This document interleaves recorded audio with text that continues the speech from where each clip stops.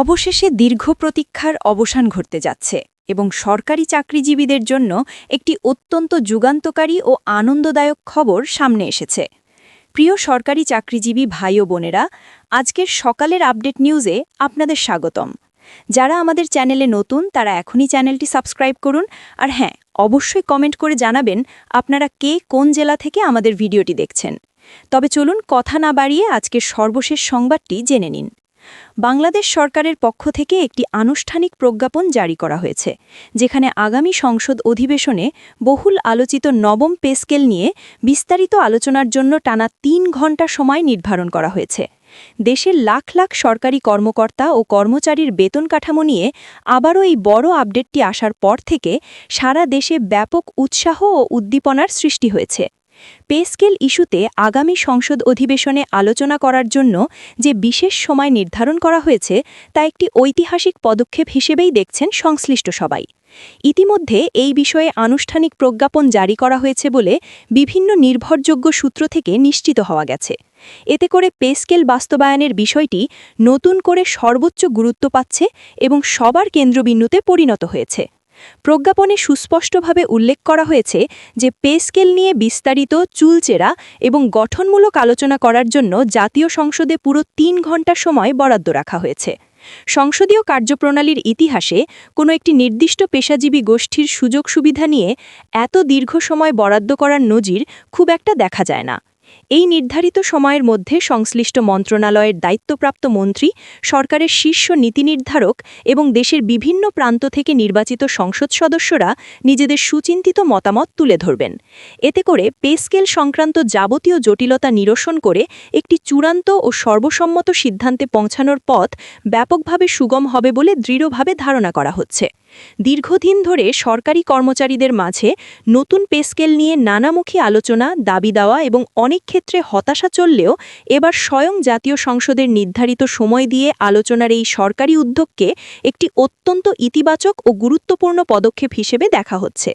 কারণ দেশের সর্বোচ্চ আইনসভা বা সংসদে কোনো বিষয় নিয়ে দীর্ঘ আলোচনা হওয়ার অর্থই হল বিষয়টি এখন তার চূড়ান্ত পর্যায়ে রয়েছে বলে মনে করছেন রাজনৈতিক বিশ্লেষক থেকে শুরু করে সাধারণ মানুষ সবাই। সরকারি উচ্চ পর্যায়ের সূত্রগুলো জানাচ্ছে যে সংসদের এই ৩ ঘণ্টার ম্যারাথন আলোচনায় পে স্কেলের বিভিন্ন গুরুত্বপূর্ণ দিক নিয়ে পুঙ্খানুপুঙ্খ বিশ্লেষণ করা হবে।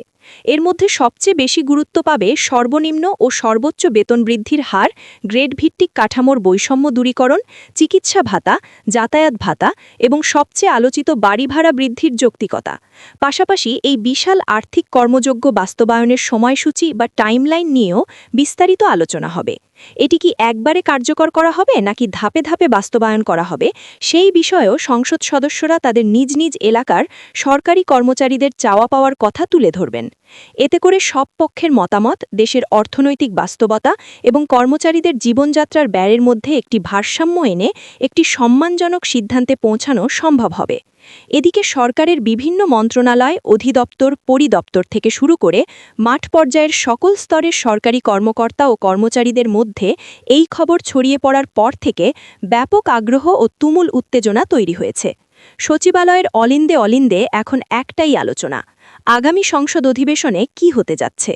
অনেকেই প্রবল আশা নিয়ে বুক বেঁধে আছেন যে সংসদের এই প্রাণবন্ত আলোচনার পরপরই সরকারের সর্বোচ্চ মহলের তরফ থেকে পে স্কেল সংক্রান্ত চূড়ান্ত ও বহুল কাঙ্ক্ষিত ঘোষণাটি আসতে পারে। ফলে এখন দেশের প্রায় ২২ লাখ সরকারি চাকরিজীবী এবং তাদের পরিবারের সদস্যদের সব দৃষ্টি নিবদ্ধ হয়ে আছে আগামী সংসদ অধিবেশনের দিকে।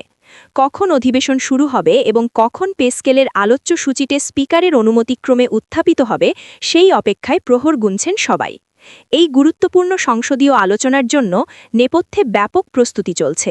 অর্থ মন্ত্রণালয় ও জনপ্রশাসন মন্ত্রণালয়ের পক্ষ থেকেও এই আলোচনার জন্য সব ধরনের প্রয়োজনীয় তথ্য উপাত্ত সংগ্রহের কাজ জোর কদমে এগিয়ে নেওয়া হচ্ছে বলে জানা গেছে। এই দুই গুরুত্বপূর্ণ মন্ত্রণালয়ের সংশ্লিষ্ট শাখাগুলো দিন-রাত পরিশ্রম করে যাচ্ছে।